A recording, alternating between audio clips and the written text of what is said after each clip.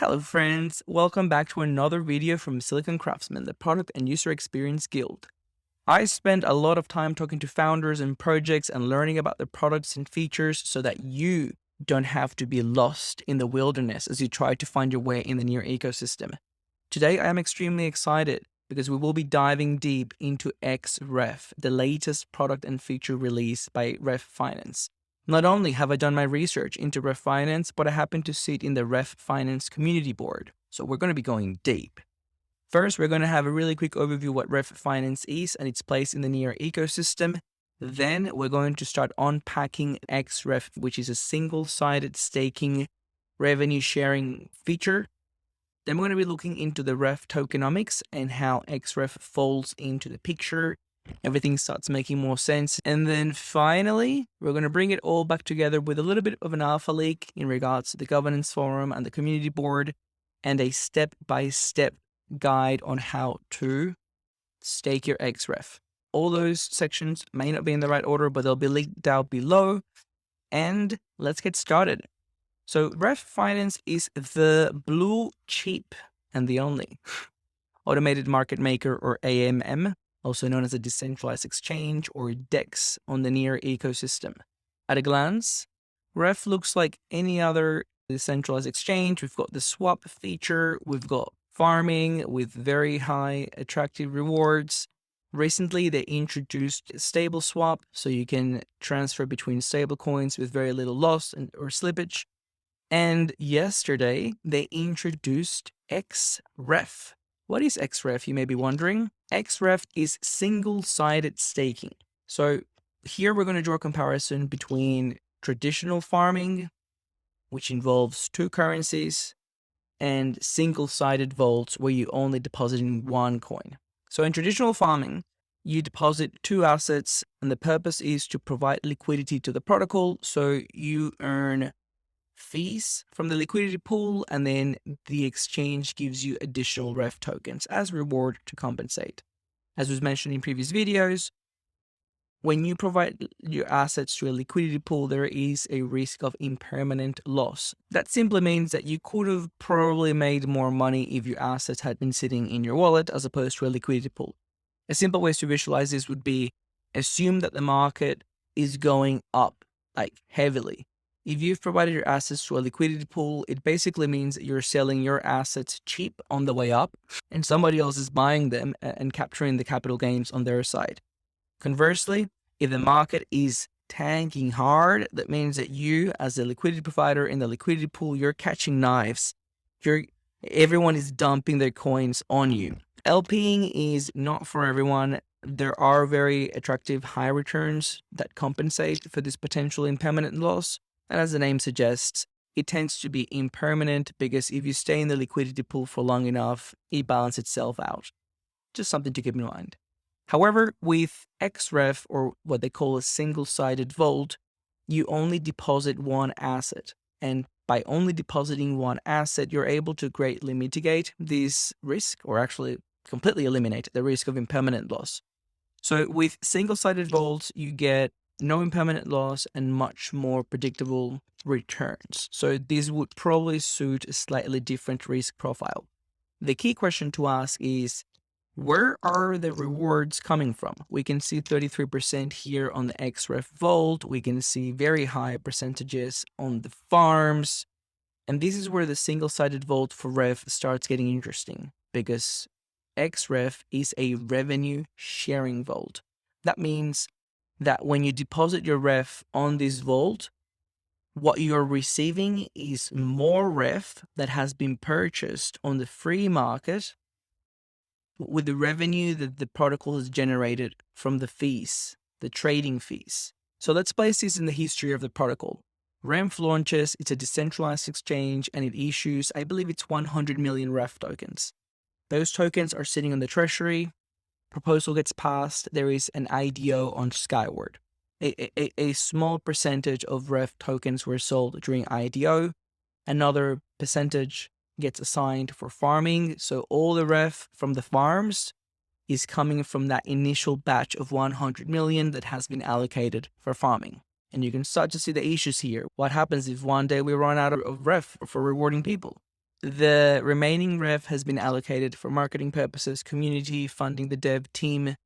So by creating this new vault, we're basically closing the loop. We're acknowledging that the exchange creates revenue, but this is a decentralized exchange that is owned and controlled by REF holders. So the vault brings it all back together and introduces two key features. The first one, as we've alluded already, is the revenue sharing. So with revenue sharing, we completely changed the model. We stop using just the treasury funds to continue to pay people to provide liquidity. Now we've got a sustainable model where we're using REF bought back from the market to reward xREF stakers. So we'll just quickly jump to the official blog post announcing xREF. So the core concept, every swap executed in REF Finance generates revenue for the protocol. Following the protocol upgrade on December 16th, every pool has the following structure. So if you've used REF or any DEX for that matter, this is very similar for most exchanges. You pay a very small fee, I think it's about 0.3%, and that gets split between liquidity providers, the protocol fee, and the referral fee. 75% of the protocol fee will be used to buy back REF tokens, which will be distributed to stakers of REF in the form of more REF. 25% of the protocol fee will be used to buy back REF and will be allocated to a community provision or treasury. Now, we have a few fun facts here. So the first one is that REF is a decentralized exchange and each pool is an individual smart contract. Each pool collects the fees or the revenue in the base currency for the pool. That means that every pool is going to be collecting fees in a different currency, potentially. So we've got fees being collected and earned in most currencies being listed on the exchange. That could be Octopus, Skyward, Flux, Pulse. So the first step is to convert that wide range of tokens back into REF. And as you can imagine, converting all those tokens back into REF could potentially put an upward price pressure on the price of REF. And this is really interesting to me because it starts alluding to the point about the sustainability of the protocol in the long term. As we just mentioned, right now we have a bunch of tokens, we're just handing them out from the treasury.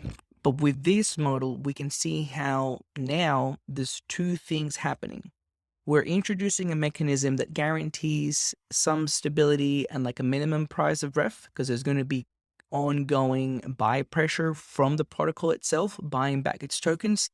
But secondly, now we've got income, or now we have a way of replenishing the REF tokens. So remember that we've got the initial tokens being handed out for liquidity provision and farming. Now we've got 25% of tokens coming back. This is very bullish for the long term and for the tokenomics. So the summary of the revenue sharing model on the blog post, which I'll link in the notes. The number of REF tokens distributed to REF stakers will be based on the realized revenue. The two key things that this is trying to say is revenue may be less predictable because it will depend on the amount of tokens being swapped. We're not allocating a fixed amount of REF for a fixed time period like we do for farming.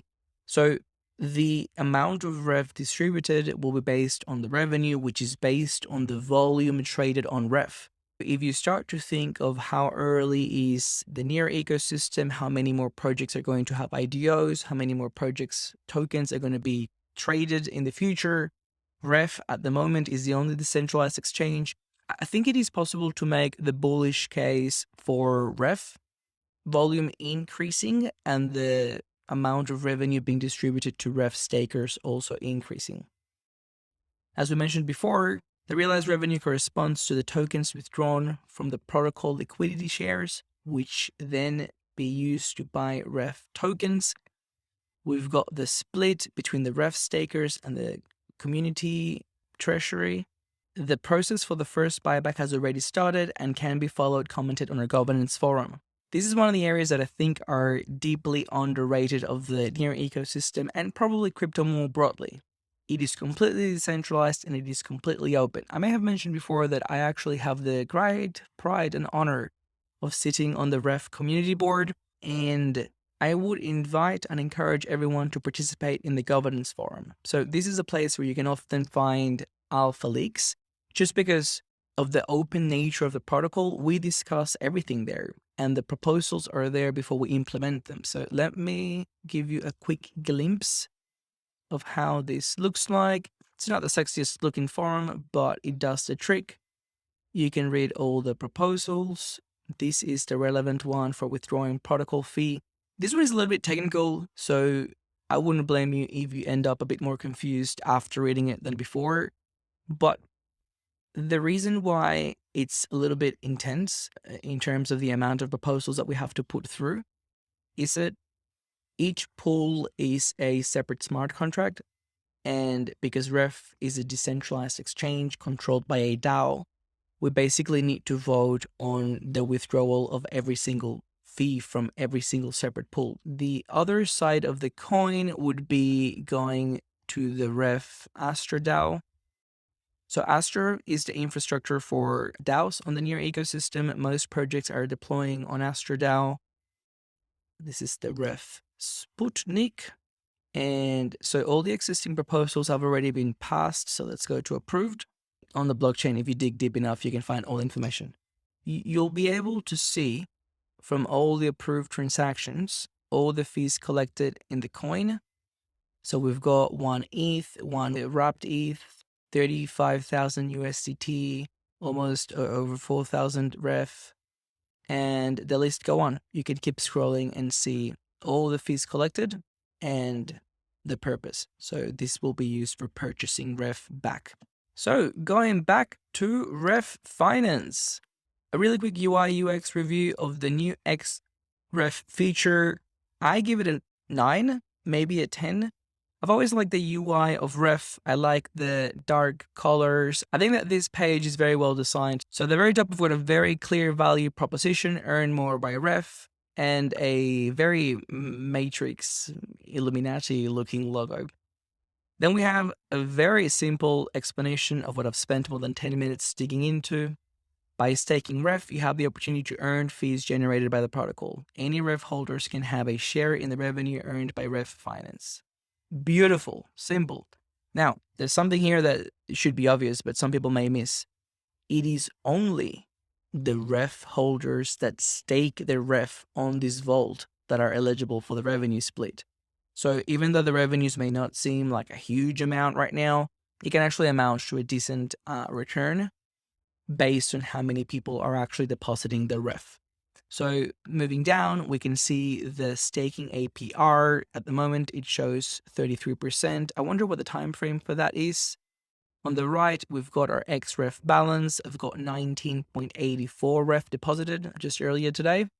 We've got a stake and unstake toggle. See that I currently don't have any REF in my wallet. And if I flick over to unstake, we can see the balance. At the very bottom, we've got interesting information that you may enjoy while you're here. So we've got the total number of stakers at 1,139. The revenue shared with xREF holders to date. Let's see what the information.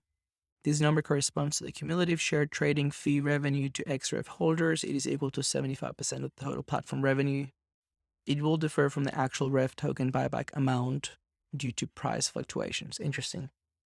Total REF staked, over 1 million REF, and then total xREF minted.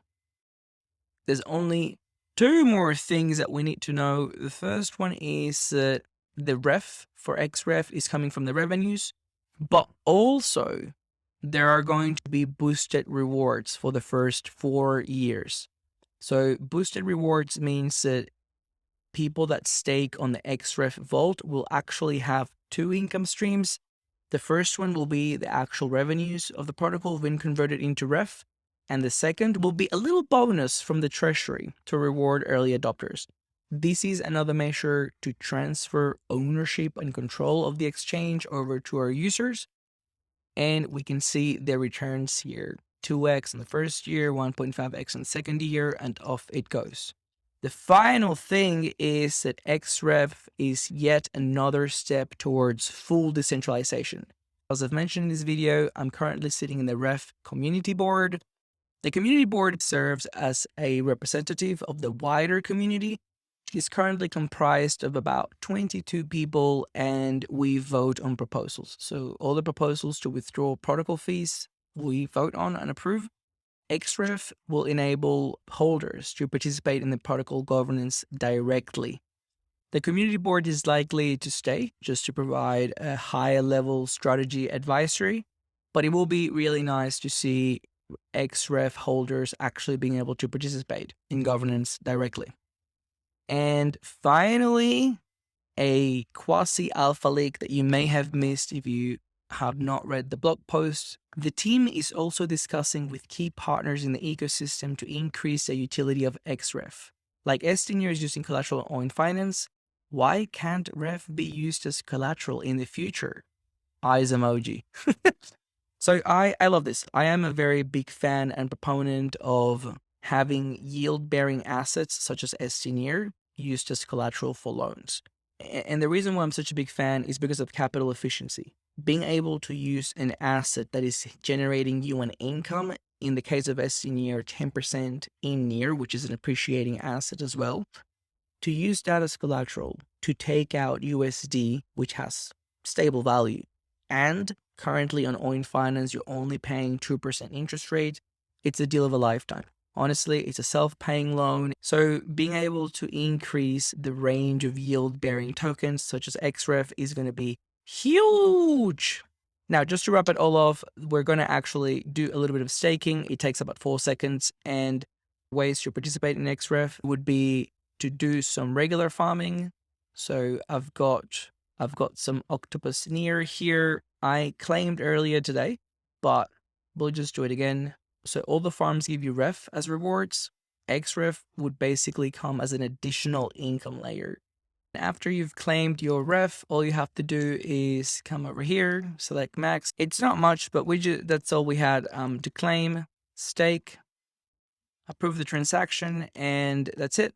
That's all for today, friends. I hope that you found this interesting. Let me know in the comment section below if you have any questions, comments, concerns, suggestions, and I hope you have a fantastic day. I also want to thank all the people that have subscribed over the last 3 weeks. And in case you haven't yet, I would strongly suggest that you do, because we've got a ton of content coming up as the ecosystem continues to explode. See you later.